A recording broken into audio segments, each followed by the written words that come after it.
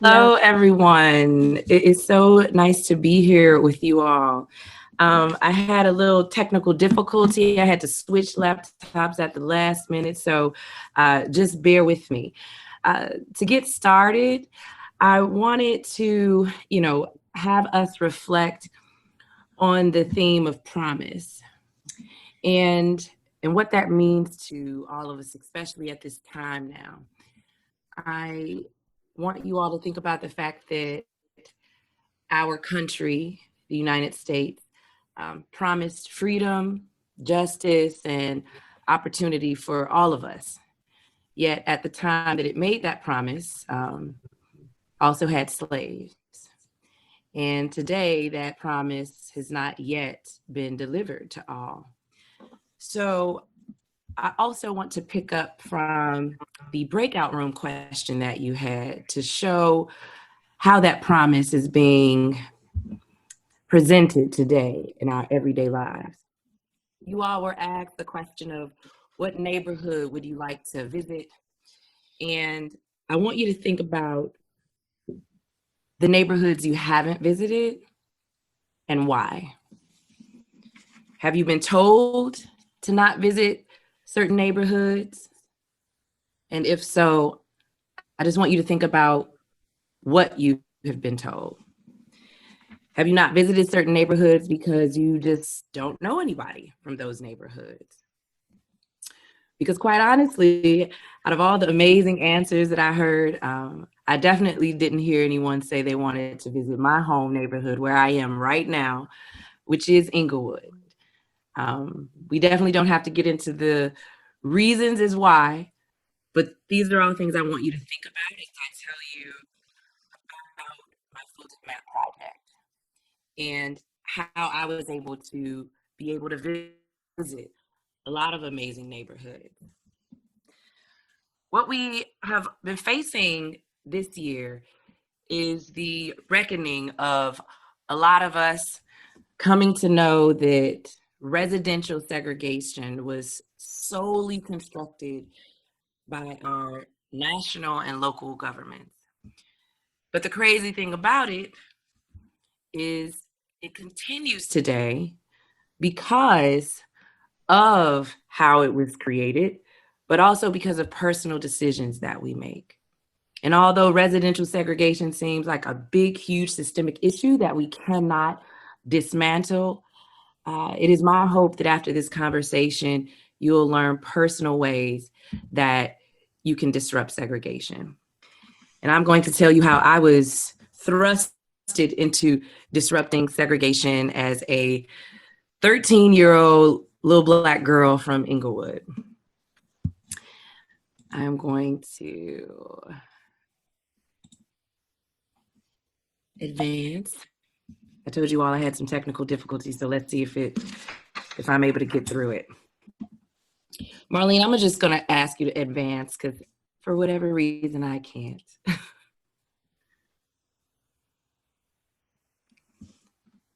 So for you all who are in Chicago, as I said, I am from Inglewood, which is a predominantly Black neighborhood on Chicago's South Side. And what you are looking at now is my daily commute to high school. It looks small on the screen, but I'm going to explain to you.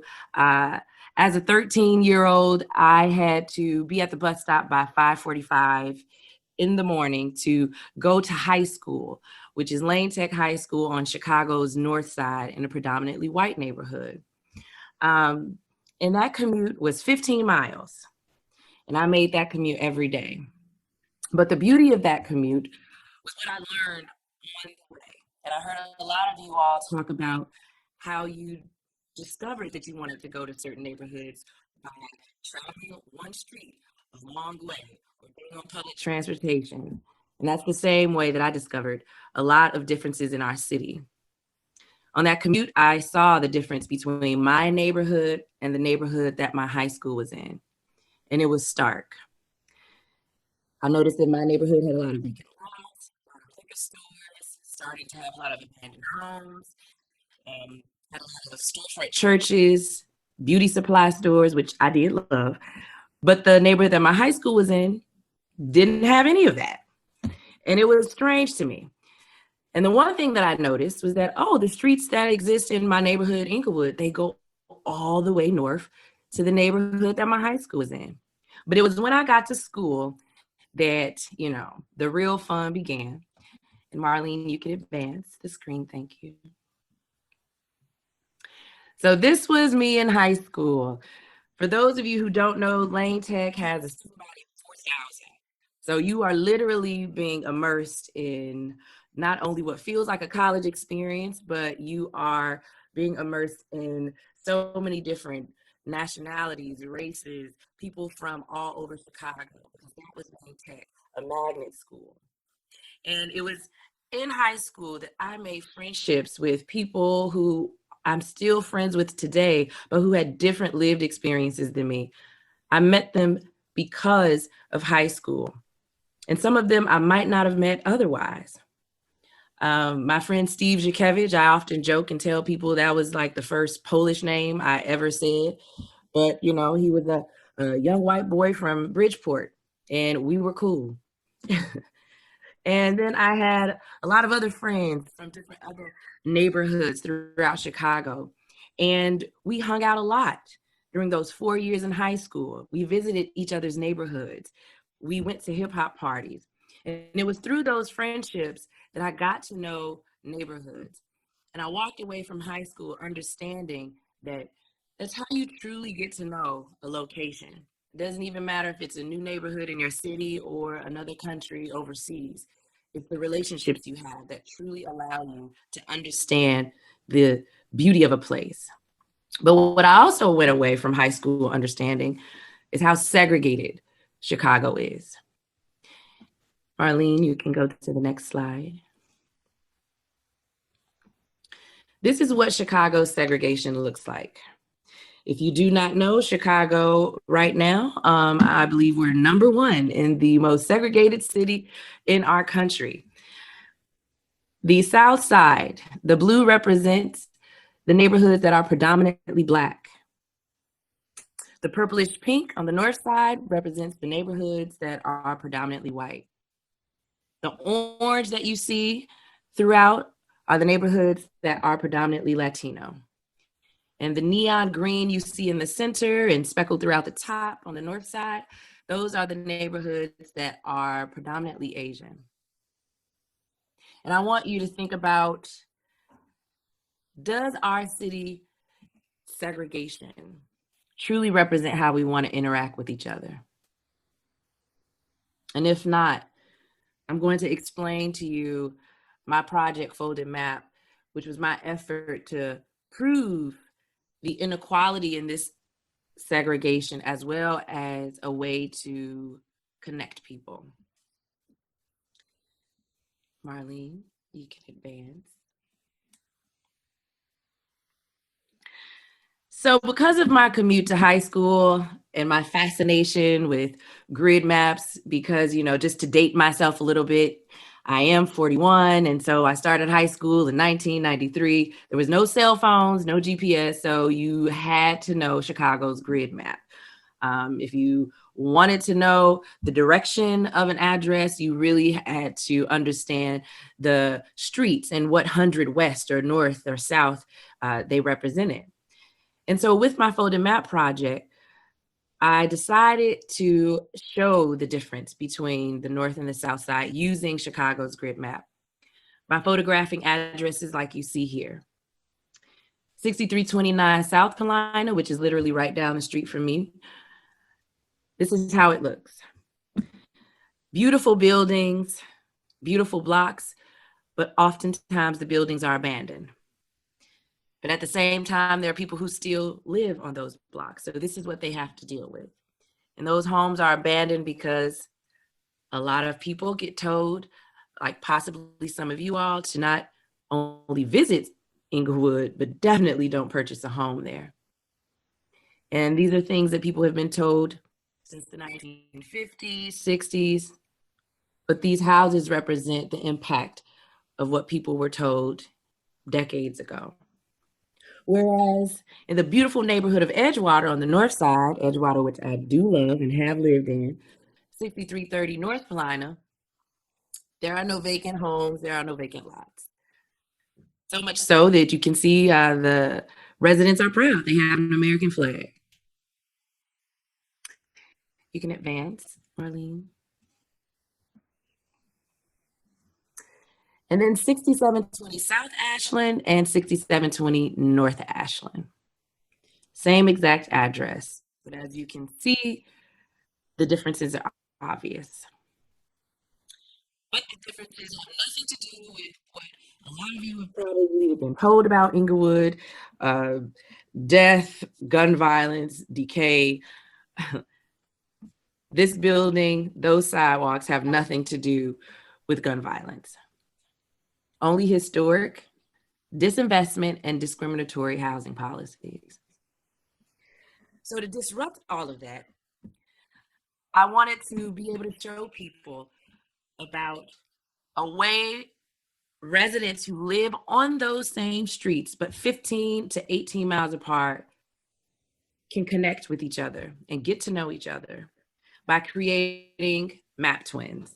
So folded map also includes what you see here, portraits of residents who live on the same street and are obviously called map twins. But I want to show you what they discussed when I arranged for them to meet. Here you have 5400 South Hermitage resident Maurice and John and Paula, 6400 North Hermitage residents. And they are definitely as different as they look, okay? But they are all concerned with this issue of segregation and inequity. So I'm going to show you just a snippet of the hour-long, more than hour-long conversation they had, where I asked them the question of how did you come to live in your neighborhood? What's missing in your neighborhood? Is your place of peace in your neighborhood or not? And why? And then also, how much do you pay for rent? How much did your house cost? Because no one can truly understand the present day impact of segregation without discussing real estate and economics. So we can go ahead and play this little snippet, and my audio equipment wasn't the best at the time that I was doing this project. So please turn your volume up and you can definitely read the captions. A bowling alley. Maybe some type of center for the youth to kind of go hang out at or have some things to do when they get out of school, or to be able to be exposed to different artistic options to just kind of give them something to do, aside kind of like hanging outside and finding different ways or getting into trouble, or those trouble even being an option, because if you have nothing to do, of course it's like there's trouble waiting right over there. So yeah, Those are some good suggestions. yeah. I don't know. Are we? Yeah, a lot of our needs are met here. There's Yeah, I mean, I'm sure we could think of something, but yeah. You can advance, Marlene. So the more than hour-long map twin video footage of all of the 4 map twins that I arranged to meet are on the Folded Map website. So, if you want to go down a reality TV social justice rabbit hole, feel free to click on that link and indulge. But I want to show you the aftermath of Maurice, John, and Paula meeting. At this point, they've known each other for about 2.5 years. And recently, Al Jazeera covered Folded Map, and I'm going to play it so you can hear the reflections that they've both had since meeting each other. That was like a genuine connection, right? It was like nothing forced or fake. We had a conversation, learned each other's differences in community, the things that I talked about or maybe spoke about that I would like to see here in Inglewood. They already had out there when we spoke, to know that they couldn't even imagine being in the community, not having the things that I guess basic necessities. So yeah, it was interesting. I guess it is really striking, how lucky we are, and we certainly don't think of ourselves as living in a rich neighborhood, but compared to some, we are very privileged. Yeah.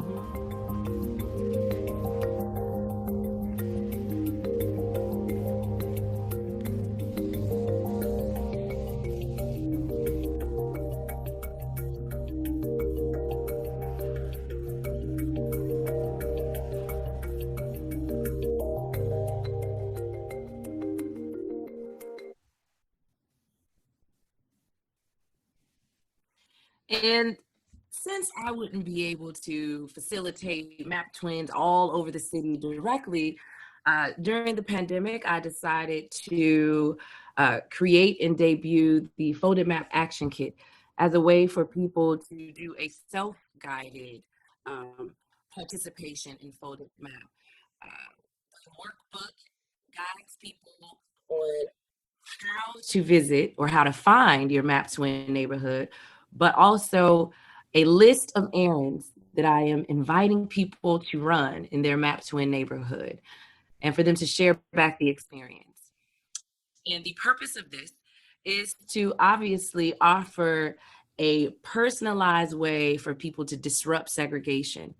Because again, oftentimes we think that it is so systemic and embedded into the country, our way of living, that we can't disrupt it outside of voting and policy, but we can.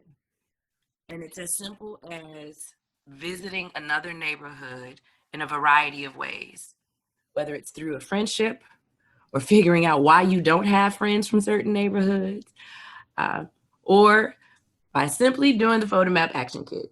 So if you would like to receive this beautiful folder, there's a link that Creative Mornings will share with you all, and you can sign up to receive a free Photo Map Action Kit in the mail. Or if you have enough ink in your printer, you can go to Photo Map website and download it. But it uses a lot of ink. I try to be conscious of that. But I want you all to think about, how do we end segregation in our city? Folded Map was my way of helping people think about that.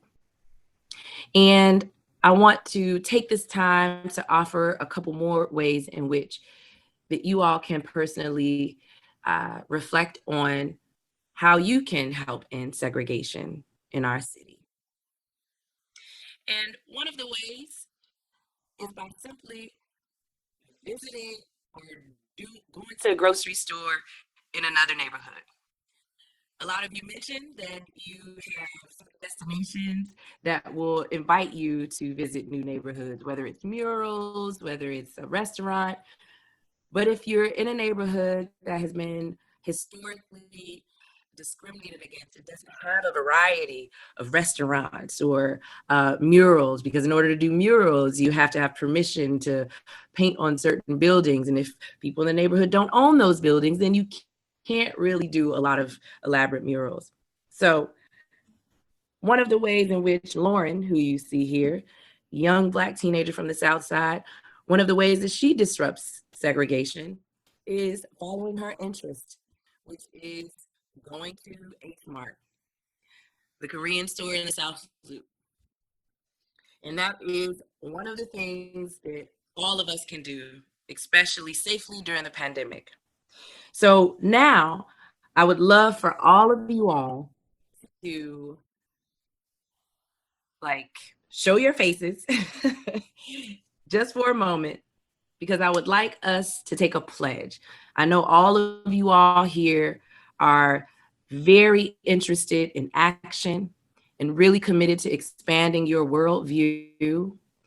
So I would love for you all to take this pledge with me, take yourselves off of mute, and repeat after me. Hold your hand up however you want to do it. Say I, Jesse, Tonika Johnson, Natalie Burke, Bessie Cato. I love it. Promise to visit a grocery. Promise to Just visit to a visit a grocery store In a neighborhood that is different than my own. In a neighborhood that's different from my own. Yay! Thank you. And after you do that, I would love for you to share with me what you noticed, who you met. You might go into a certain grocery aisle and find someone looking for the same item as you. And you would have never probably met them, or you probably never would have thought that that individual would be looking for the same thing as you. And then I would like for you to share back your experience, whether it's a photo or whatever, and use the hashtags that we're going to be sharing so that I can find out, so that Creative Mornings can find out. But thank you again for listening, reflecting, and taking the pledge to visit a grocery store in a neighborhood that is different than your own. And I'm looking forward to the questions that you all are going to have. Thank you. Thank you. Yes, can we give a huge round of applause for Tonika Johnson? That was so incredible. Thank you for inspiring us. And segregation.